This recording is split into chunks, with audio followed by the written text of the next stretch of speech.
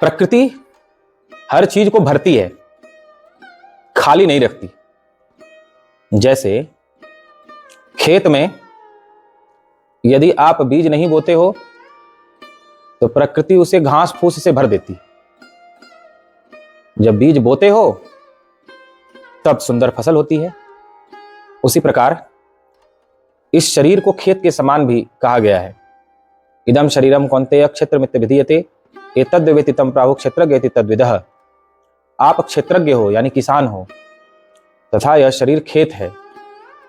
यदि आप अपने भीतर भक्ति, प्रेम, दया, करुणा आदि अच्छे बीज नहीं बोते हो तो फिर इसमें काम, क्रोध, लोभ, मोह, राग, द्वेष, अहंकार, ईर्ष्या, छल कपट की झाड़ियां, घास फूस उग आते हैं। इसलिए कहावत भी प्रसिद्ध है, खाली मन शैतान का घर। मन खाली होता है तो शैतान का घर बन जाता है। और यदि इस मन में भक्ति का, प्रेम का बीजारोपण किया जाए तो यह भगवान का घर बन जाता है। खाली मन शैतान का घर बनता है तथा भक्ति से भरा हुआ मन भगवान का घर बन जाता है। मन को कभी खाली मत छोड़ो। मन को सदा भगवत चिंतन में, भगवान नाम जप में, स्मरण में लगाकर रखो। इसे खाली छोड़ा तो यह शैतान का घर बनता जाएगा। वही काम करेगा जो नहीं करने जैसा है। जैसे जल को स्वतंत्र छोड़ दिया जाए तो जल नीचे की तरफ ही बहता है। ऊपर चढ़ाने के लिए पंप लगाना पड़ता है, बल लगाना होता है, लेकिन जल को नीचे बहाने के लिए कोई प्रयास नहीं करना पड़ता। अपने आप छोड़ दो तो नीचे ही गिरेगा। उसी प्रकार मन है। मन को स्वतंत्र छोड़ दो तो यह पाप की ओर ही जाएगा, बुरे कर्म की ओर ही जाएगा, आलस्य की ओर ही जाएगा, ईर्ष्या, छल कपट की ओर ही जाएगा। लेकिन यदि आप इस मन को सत्य में लगाने का प्रयास करोगे, दया, करुणा, प्रेम में, भक्ति में लगाना चाहोगे तो प्रयास करना पड़ेगा। अच्छे कर्म में मन को लगाने के लिए प्रयास करना पड़ता है, लेकिन बुरे कर्म में मन बिना प्रयास के अपने आप लग जाता है। तो मन स्थिति का बहुत ध्यान रखना होता है। मन को संभाल कर रखने का नाम ही साधना है, भक्ति है। जैसे कोई खेती करता है तो खेती करने के बाद ऐसा नहीं कि बीज बो दिया, जल दे दिया तो छोड़ दिया, फिर नहीं तो सब बीज खराब हो जाएगा। बीज बोने के बाद उसकी रखवाली भी करनी पड़ती है। समय समय पर जब जल की आवश्यकता है तब जल देना होता है, जब खाद की आवश्यकता है तब खाद डालनी होती है, जब कीटनाशक का छिड़काव करना चाहिए, जो कीड़े फसल को नुकसान पहुंचा सकते हैं, तब कीटनाशक का छिड़काव करना होता है। जब कुड़ाई करने की आवश्यकता होती है तब कुड़ाई करनी पड़ती है। तो बीज बोने के बाद भी फसल की सुरक्षा तब तक की जाती है जब तक कि फसल पूरी तरह से तैयार ना हो जाए। और तैयार होकर जब हम उसे काट लेते हैं फिर हमें कोई चिंता नहीं रहती। पशुओं से बचाना होता है, उसके लिए बाड़ लगाते हैं। अगर खेत के चारों तरफ बाड़ नहीं लगाई गई है तो पशु आकर के अच्छी खासी फसल को चर जाते हैं। ऐसे ही हमारे मन में भी जो भक्ति, प्रेम, सत्संग, ज्ञान, वैराग्य का बीज बोया गया है गुरु के द्वारा, सत्संग के द्वारा, गीता के द्वारा, रामायण के द्वारा, उसकी रक्षा भी करनी पड़ती है। और रक्षा बाड़ लगाकर करनी पड़ती है। संयम की बाड़ लगाकर रक्षा की जाती है।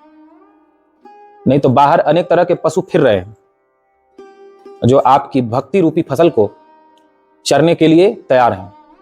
आपने थोड़ा सा ढिलाई बरती, थोड़ा सा अवसर दिया और आपके अच्छी खासी अंदर की फसल बाहर के पशु चर जाएंगे। जैसे किसी ने भगवान का भजन शुरू किया, जप शुरू किया, लेकिन बाहर उसके कुछ ऐसे संगी साथी हैं जो नास्तिक हैं, जो भक्ति भाव में विश्वास नहीं रखते, उन्हें इंद्रियों का सुख ही सबसे बड़ा सुख जान पड़ता है, तो वे आपके भक्ति की फसल को चरना चाहेंगे। यानी अरे यार, क्या दिन भर माला लेकर बैठे रहते हो, संतों के चक्कर में पड़े रहते हो, क्या दिन भर कथा कहानी सुनते रहते हो, चलो चलते हैं, थोड़ा मौज करके आते हैं।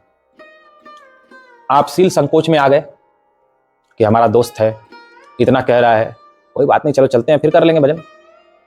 और उसके कहने में आकर उसके साथ चले गए, बढ़िया खाया पिया, मौज मस्ती की, जो नहीं खाने जैसा था वो भी खाया, जो नहीं पीने जैसा था वो भी पिया, जो करने जैसा नहीं था वो भी किया। तो आखिर बाहर के जो नास्तिक पशु हैं उन्होंने आपके भक्ति रूपी फसल को तो चर ही लिया। आपने बड़ा मन बनाया था सत्संग सुन के, गीता भागवत पढ़कर सुनकर कि नहीं नहीं आज से मैं शराब नहीं पीऊंगा, आज से मैं मांस नहीं खाऊंगा, आज से मैं गलत संगति में नहीं जाऊंगा, आज से गलत काम नहीं करूंगा, आज से तो मैं अपने मन को रोककर भजन में ध्यान दूंगा, गीता में समय बिताऊंगा, रामायण बिताऊंगा, सेवा स्मरण में समय बिताऊंगा। ये सब बेकार है, ये सब नहीं करूंगा। ग्लानि भी होती है आपको कि ये सब क्या करना है, पश्चाताप भी होता है। लेकिन जब सामने आ जाते हैं लोग, कहते हैं चलो ये कर लेते हैं, तो उनके कहने में आकर के आप चले जाते हो, और जो भी आपने भूमिका बनाई थी, जो भी आपने अपने हृदय में थोड़ा बहुत बीज बोया था, वो बीज भी नष्ट हो जाता है। तो प्रारंभ में भक्ति की रक्षा करने की बड़ी आवश्यकता होती है। उसके लिए संयम का बाड़ लगाना पड़ता है। संयम यानी हम ऐसा कुछ भी नहीं देखेंगे जिससे हमारा मन खराब हो, हम ऐसा कुछ भी नहीं सुनेंगे जिससे हमारा मन गंदा हो, हम ऐसा कुछ भी नहीं बोलेंगे जिससे हमारा मन दूषित हो। ऐसा कोई कर्म अपने शरीर से नहीं करेंगे जो हमारे मन को दोष युक्त बनाए, हमारे मन को वासना और विकारों से भरे। हम उससे दूर रहेंगे। आग के पास जब जाओगे तो आग तो जलाएगी ही, आग से दूर रहोगे तो ठीक रहेगा। उसी प्रकार हम बाहर के विषयों से दूर ही रहेंगे जो भी हमारे मन को खराब करते हैं। तो ये संयम की बाड़ लगानी पड़ती है कि हम नहीं देखेंगे न देखने जैसा दृश्य, प्रमाद नहीं करेंगे, अपने को ढीला नहीं करेंगे कि अच्छा देखने गए देखने लग गए, विचार नहीं किया देखना चाहिए नहीं देखना चाहिए, सुनने को मिल गया गपशप बेकार की चर्चाएं तो सुनने लग गए, हम अपने को वहां पर रोक नहीं पाए, संयम नहीं कर पाए। तो भक्ति की रक्षा करने के लिए संयम की बाड़ लगानी पड़ती है। आप लोग इतने समय से भक्ति कर रहे हो, गीता पढ़ते हो, रामायण पढ़ते हो, सुनते हो, संतों की सेवा करते हो, गाय की सेवा करते हो, भगवान की सेवा करते हो, तीर्थों में जाते हो, मंदिरों में जाते हो, लेकिन फिर भी भक्ति क्यों नहीं बढ़ती है? क्यों? क्योंकि बीज तो आपके भीतर पड़ता है। सत्संग सुनते हो तो आपके भीतर भगवान का बीज पड़ रहा है, गीता पढ़ रहे हो तो बीज पड़ रहा है, कहीं तीर्थ में मंदिर में जा रहे हो तो बीज पड़ रहा है। लेकिन जो आपके अगल बगल पशु हैं वो आपको ऐसी चीजें दिखाकर, सुनाकर या ऐसी चीजों में फंसाकर, आपने जो कुछ भी तीर्थों में जाकर, मंदिरों में जाकर, कथा सत्संग में आकर के इकट्ठा किया वो सब चढ़ जाते हैं। भक्ति बीज संयम से सुरक्षित रहता है। भक्ति बीज की रक्षा करने के लिए संयम की आवश्यकता, नहीं तो वो बीज ही रह जाएगा, वह बीज कभी वृक्ष नहीं बन पाएगा। उसको आपके अगल बगल के पशु चरते रहेंगे, कभी अच्छा रूप दिखाकर आपकी भक्ति को नष्ट कर देंगे, कभी शब्द सुनाकर आपके बीज को नष्ट कर देंगे। इसलिए संयम की आवश्यकता है। भक्ति में संयम बहुत आवश्यक है। संयम की बाड़ लगाओ अपने चारों तरफ। जब संयम रहेगा, विषय के पास जाओगे ही नहीं, तो आपकी भक्ति सुरक्षित रहेगी। कितने लोग जो शराब पीने वाले हैं, एक उदाहरण दे रहा हूं, वो चाहे तो छोड़ सकते हैं, संकल्प करेंगे हृदय से, छूट जाएगी। लेकिन जो संगति वाले हैं वो नहीं छोड़ने देते। एक आया लड़का मेरे पास, उसने कहा महाराज हमारे जो साथी संगाती हैं वो बहुत प्रेम करते हैं हमको उनकी प्रसन्नता के लिए शराब पीना पड़ता है। तो मैंने कहा पैसा देना बंद कर दो, फिर पता चल जाएगा कितना प्रेम करते हैं। तुम कह दो भैया तुम खर्चा करके पिलाओ तो हम पिएंगे, तुम खर्च करके हमें जहां ले जाना है घूमने वहां ले चलो, लेकिन हम 1 रुपया नहीं देंगे। तो उसने कहा कि 2 ही दिन में भाग जाएंगे सब, तो कोई नहीं आएगा, मैं खर्चा करता हूँ तभी तो हमारे साथ रहते हैं वो, मैं ना खर्च करूं पिलाने में घुमाने में तो मेरे पास कौन रहेगा। मैंने कहा फिर ये कैसा प्रेम है? तो उसने पैसा देना बंद कर दिया, सब छोड़ के भाग गए। तो इस प्रकार आप में इतनी बुराई नहीं होती जितनी बुराई संगति से आ जाती है। आप थोड़ा अच्छा बनने का प्रयास करते हो, लेकिन आसपास के जो विषय हैं, जो आपके आसपास चल रही चीजें हैं वो आपको बार बार धकेल लेती हैं अपने में, आपको बाहर निकलने नहीं देती। जैसे केकड़ा पकड़ने वाला समुद्र किनारे गया, एक बड़े टोकरे में बहुत सारे केकड़े उसने रखे और पूरा टोकरी ऊपर तक भर गया, उसे सिर पर रखकर घर के लिए चला। तो किसी ने उसे टोका कि खुली टोकरी ले जा रहे हो, ये सब भाग नहीं जाएंगे निकलकर, सारे केकड़े भाग जाएंगे, इसको बांध तो लो टोकरी को। वो मुस्कुराया, उसने कहा एक भी केकड़ा भाग नहीं सकता, चाहे भले मेरी टोकरी खुली हो और मैं इतनी दूर घर तक चला जाऊं, एक भी नहीं भाग सकता। मुझे क्यों? बोले एक केकड़ा जैसे ही निकलने की कोशिश करेगा दूसरा उसकी टांग पकड़कर खींच देगा। और ऐसा ही हुआ, घर तक पहुंच गया, टोकरी ऊपर तक भरी हुई थी केकड़ों से, लेकिन एक भी केकड़ा बाहर नहीं निकल पाया। क्यों? क्योंकि जैसे ही एक बाहर निकलने की कोशिश करे दूसरा उसका पैर पकड़ खींच दे। तो आपके आसपास चारों तरफ केकड़े ही घूम रहे हैं, आप थोड़ा सा नाम लेने का प्रयास करते हो, कोई केकड़ा आ जाता है और कहता है क्या नाम लेना, ये काम करो। आप कुछ अच्छा सोचते हो, कुछ अच्छा विचार करते हो, कोई मन में अच्छा संकल्प करते हो, फिर कोई ना कोई केकड़ा आपके आसपास किसी रूप में आ जाता है और आपके संकल्प को तोड़ देता है। आप जो अच्छा करने की सोचते हो वो नहीं करने देता। तो इसीलिए जीवन में संयम की बड़ी आवश्यकता है, नित्य सत्संग की बड़ी आवश्यकता है, स्वाध्याय की बड़ी आवश्यकता है। मन को खाली मत छोड़ो। भगवान गीता जी में अभ्यास योग की बात करते हैं। अभ्यास योग क्या है? कभी जप में मन को लगाकर रखना, जैसे जब आप कर्म कर रहे हो, गाड़ी चला रहे हो, भोजन बना रहे हो, तो जप करते हुए करो या भजन गाते हुए करो। तो कभी जप में मन को लगा करके जप करने से जब मन भर जाए तो खाली मत छोड़ दो। फिर कभी इसे गीता पढ़ने में, रामायण पढ़ने में, भागवत पढ़ने में, कोई स्वाध्याय करने में लगाओ। फिर उससे भी मन थक जाए तो फिर ध्यान करने में लग जाओ। ध्यान करने से भी मन थक जाए फिर कथा सत्संग सुनने में लग जाओ। उससे थक जाए फिर जप में लग जाओ। फिर कभी ठाकुर जी की सेवा में लग जाओ। फिर कभी आरती पूजा में लग जाओ, कभी मंदिर चले जाओ।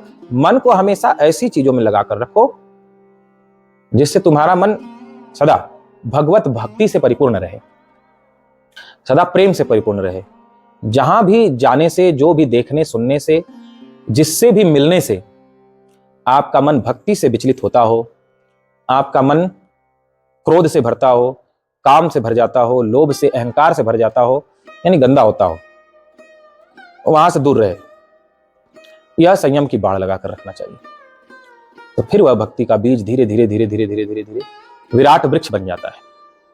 और एक बार जब वृक्ष बन जाता है फिर उसे कोई भय नहीं रहता। शुरुआत में ही भय है, आगे जाकर भय नहीं है। जब आपने शुरुआत करी तभी भय है। जैसे जब बीज बोया जाता है तभी खतरा रहता है। एक बार जब वह विशाल वृक्ष बन गया फिर उसे न बाढ़ की जरूरत है, न जल देने की जरूरत है, न खाद डालने की जरूरत है, न उसकी सुरक्षा की कोई जरूरत है। वो अपनी सुरक्षा स्वयं कर लेगा, स्वयं ही जल ले लेगा पृथ्वी से, स्वयं ही जो उसे चाहिए वो खाद ले लेगा। अब कोई उसकी क्षति नहीं कर सकता। पशु जब छोटा है तभी रक्षा की जाती है। ऐसे प्रारंभिक चरण में ही रक्षा की आवश्यकता है। लेकिन एक बार जब ज्ञान का बीज जो आपके भीतर है, प्रारंभ में यदि आपने संयम से उसकी रक्षा कर ली, उसे नष्ट नहीं होने दिया संसार की विषय वासनाओं विकारों से, तो वह धीरे धीरे धीरे जब विशाल वृक्ष का रूप धारण कर लेता है, वह प्रेम, वह भक्ति, फिर कोई खतरा नहीं रहता। तो जब तक भक्ति का बीज वृक्ष नहीं बन जा रहा है तब तक हमें इसकी रक्षा की बहुत आवश्यकता है। और इसकी सुरक्षा इसी प्रकार से होगी, संयम से। भक्ति बीज की सुरक्षा संयम से होगी और नित्य अपने मन को भगवत विषय में ही लगाकर रखने से होगी। कभी ऐसे विषय में लगाकर मत रखो जिससे तुम्हारी भक्ति पर प्रभाव पड़े, तुम्हारा चित्त गंदा होता हो, दूषित होता हो, अहंकार, क्रोध, लोभ, काम, मद से भरता हो। ऐसे जगहों से, ऐसे लोगों से, ऐसे विषयों से दूर रहे। और सदा जहां आप गाने सुनते थे उसकी जगह आप भजन सुनिए, जहां फिल्में देखते थे उसकी जगह आप भगवान का दर्शन कीजिए, उसकी जगह रामायण देखिए, महाभारत देखिए। जहां आप चुगली निंदा करते थे वाणी से, वहां भगवान की महिमा कहिए। जिन हाथों से अन्य कर्म करते थे उन हाथों से भगवान की सेवा करिए, जप करिए भगवान नाम का।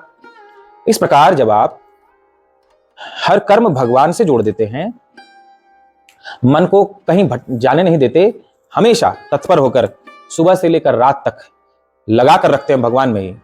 शरीर से चाहे जा रहे हैं लेकिन भगवान लगा, और जाने अनजाने जो अपराध हो गया, जो दोष हो गया, उसे भगवान को समर्पित करके क्षमा मांग लेते हैं और कहते हैं प्रभु ऐसी शक्ति दो कि हमारा मन ऐसी जगहों पर आकर्षित ना हो, ऐसी जगहों में न जाए।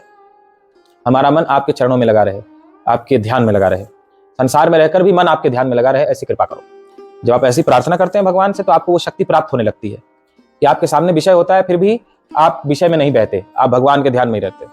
आपके सामने सब उल्टी चीजें होती रहती हैं फिर भी आपका मन उनकी ओर नहीं बहता, आप भगवान में लगे रहते हो। यह मांगना पड़ता है भगवान से, रोज मांगो तो भगवान कृपा करेंगे जिससे आप सभी का मंगल होगा। बोलिए सत्य सनातन धर्म की जय।